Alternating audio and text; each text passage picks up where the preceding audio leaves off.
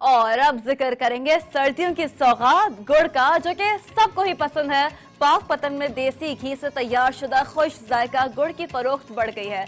मजीद देखते हैं जी न्यूज के नुमाइंदे महमूद अहमद की रिपोर्ट।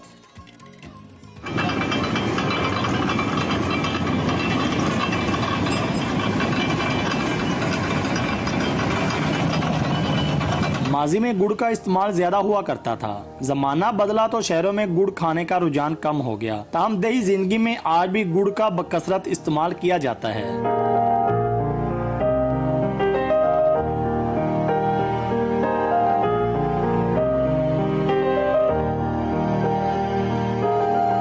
गन्ने के शीरे को बड़ी कढ़ाई में पकाने के बाद गाढ़ा शीरा खुले बर्तन में अंडेला जाता है। शीरा खुश्क होने पर गुड़ की डलियां बनाई जाती हैं। स्पेशल गुड़ बनाने के लिए शीरे में मूंगफली, 4 मगज, खोपरा और देसी घी मिलाया जाता है। जी हमने भाई से गुड़ खरीदा है, बहुत अच्छा गुड़ है। ये हम घर में ले जाएंगे, खुद भी इस्तेमाल करेंगे, अपने दोस्तों को भी देंगे। ये अच्छा गुड़ बनाते हैं, देसी घी डालते हैं इसमें और सेहत के लिए अच्छा है। मैं यहाँ से गुड़ लेने आया हूँ, पहले भी कई दफ़ा गुजरा यहाँ से लेके गया हूँ।